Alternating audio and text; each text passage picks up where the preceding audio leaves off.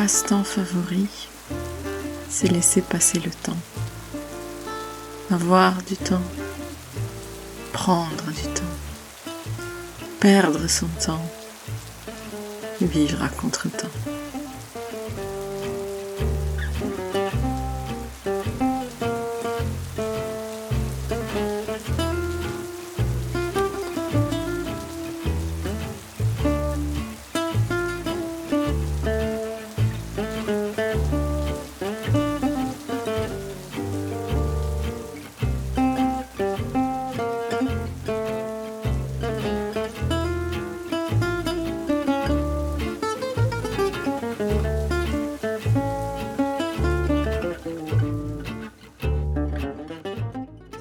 My obsession for Sagan started in my teens.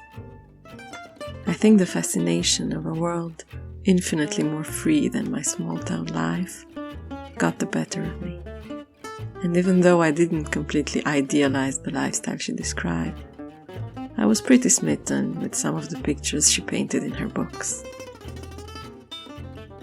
With time, I got to know her better, through her writing, but also through the testimonials and biographies that started to appear.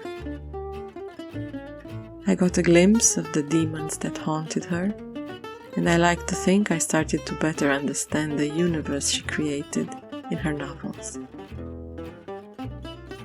My college degree thesis was about her novel La Femme Fardée, but the one that I remember the fondest was Un certain sourire, a certain smile.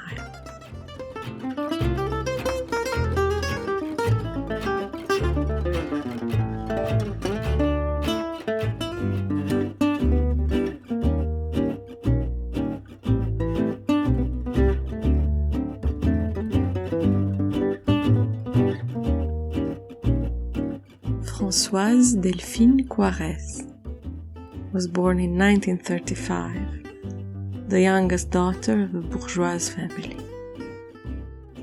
She was a difficult student, got expelled from several schools, obtained her baccalaureate on the second try, and even though she started university at the Sorbonne, she never graduated. Her focus was easily distracted by life. And the remarkable thing is that she made a career from describing the little moments of everyday life, feelings so insignificant we hardly ever shared them with others, but still, details that make up the human existence. Her novels were considered easy reads, and even though they became bestsellers, she was never seen as a major figure of French literature.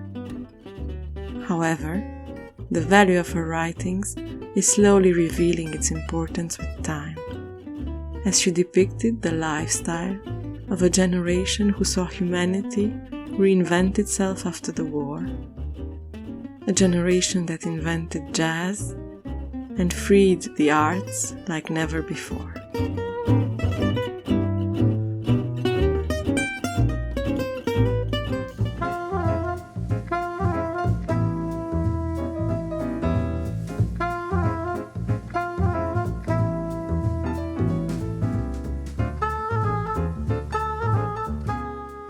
"20-year-old Dominique is studying law at the Sorbonne, but the tranquil Parisian life of a student in the 50s proves too boring for a young girl in search of an exciting affair.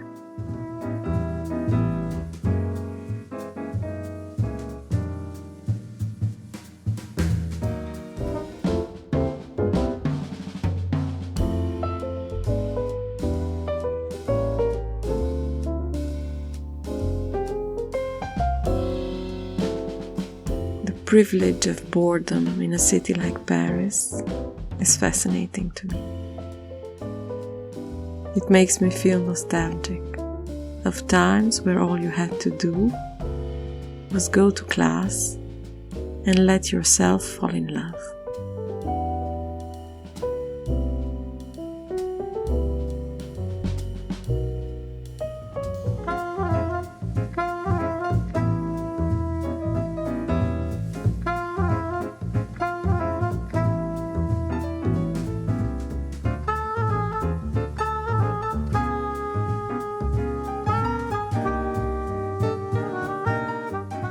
Françoise Sagan is famous for having enjoyed drinks a little stronger than plain old coffee. But for my reading time and the honor of the Parisian café, I choose to prepare a cup of wonderfully fragrant coffee. My blend comes from the young and talented team of 112 Coffee in Romania that developed this balanced mix of Brazilian and Guatemalan beans roasted to perfection, which for me is in moderation. I don't like heavily roasted Italian-style coffee. The ritual of grinding your coffee at home is a moment of pure delight. Nothing can compare to the moment when you open the grinder and take the first sniff of coffee.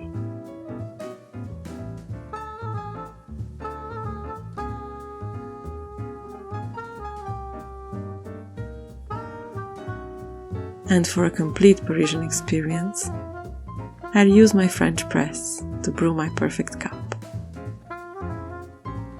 Un café à la maison.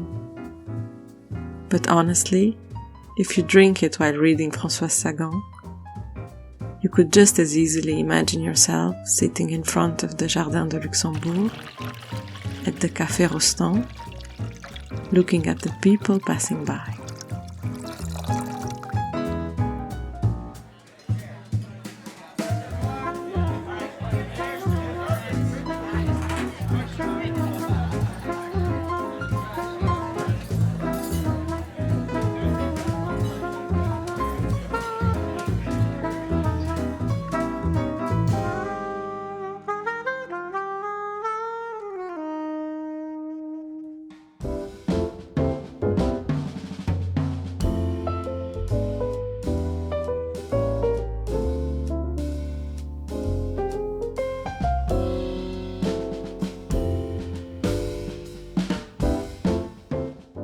A certain smile, a certain world, another time.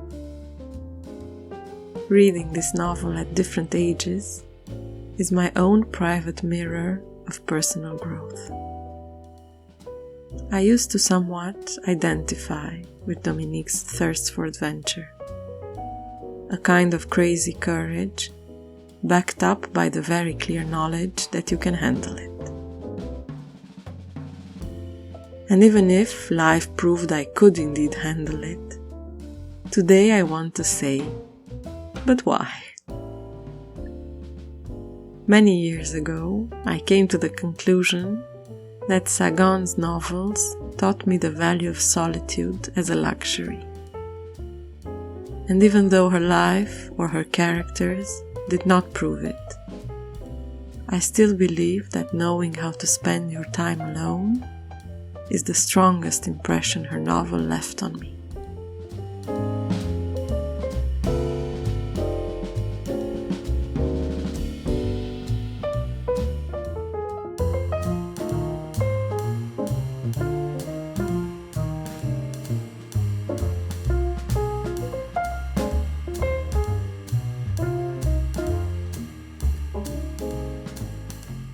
Nous avions passé l'après-midi dans un café de la rue Saint-Jacques. Un après-midi de printemps comme les autres. Je m'ennuyais un peu, modestement. Je me promenais de la machine à disques à la fenêtre, pendant que Bertrand discutait le cours de Spire. Je me souviens qu'à un moment, m'étant appuyé à la machine, j'avais regardé le disque se lever lentement pour aller se poser de biais contre le saphir, presque tendrement, comme une joue.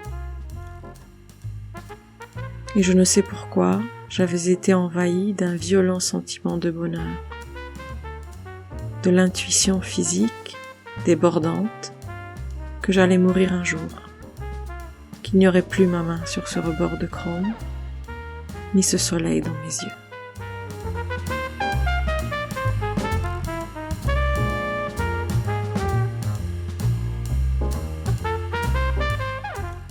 Rue Saint-Jacques, boulevard Saint-Michel, place Edmond Rostand, le Panthéon. Walking in the footsteps of Sagan.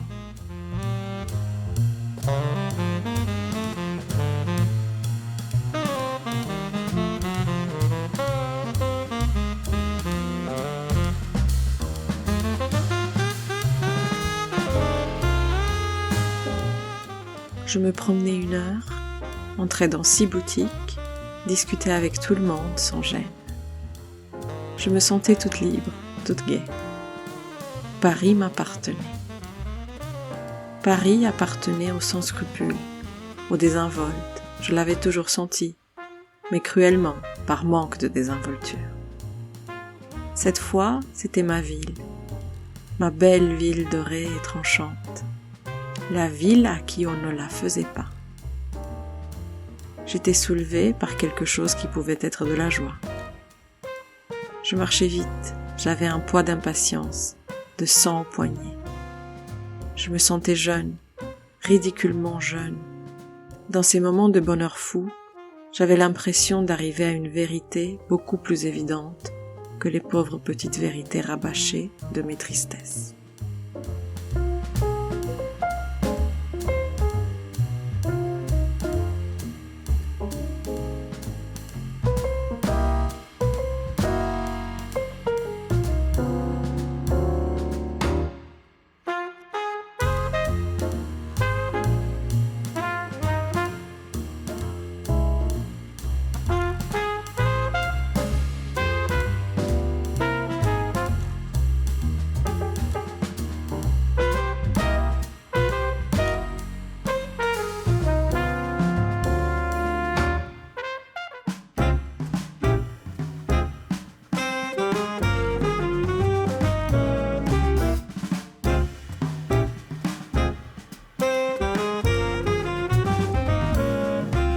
I once saw the book described as thoroughly immoral and thoroughly French. It simplifies things, but not too far from the truth. And I think the life lesson resides just here. Do you have to be immoral in order to live an exciting life? Can your happiness exist without hurting others? Is the adventure worth the affair? I believe there is an age for every experience in life, as long as you do not hurt others in the process. And maybe, if you're lucky, you get to learn your own life lesson.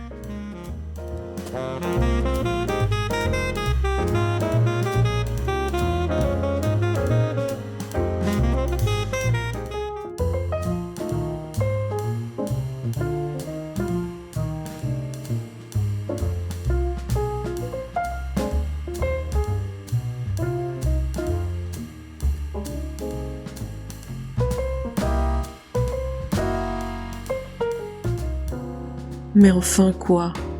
J'étais une femme qui avait aimé un homme. C'était une histoire simple.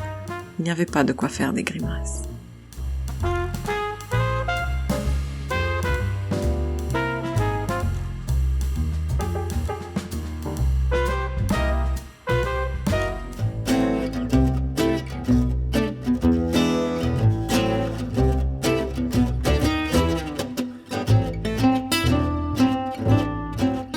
Sagan loved Parisian jazz clubs. They were the perfect meeting place and the inspiration for many of her characters. If jazz music came to France from the Afro-American community, its encounter with the French gypsy people was the starting point of a unique subgenre, le jazz manouche, or gypsy jazz. The meeting of the guitar and the violin. Manouche jazz, named after the gypsy community of France, was the creation of Django Reinhardt and Stéphane Grappelli in the 1930s. In its original form, it has no percussions, woodwinds, or brasses. So the rhythm is given only by 2 guitars, a double bass and a violin. The style influence is somewhere between Central European gypsy music and the French musette, a popular type of music in fairs and festivals. With time, the accordion, the bass and the clarinet were added, and the genre is constantly evolving. It's an uplifting music of joy and celebration, just like the gypsy people that always know how to find joy, even when reality is not exactly joyful.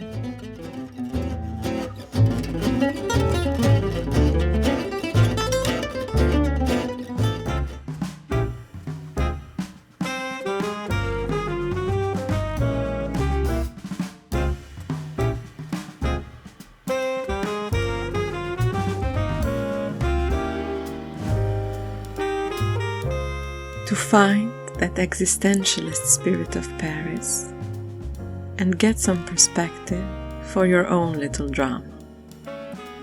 Or simply to travel 60 years in time and remember how life was moving at a different pace and people had the time to think about their feelings.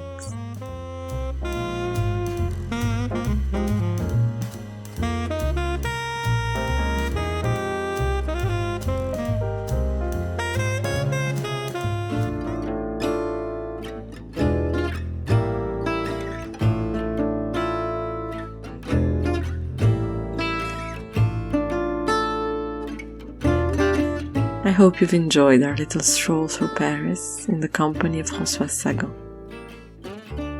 Until next time, enjoy your reading and your rituals.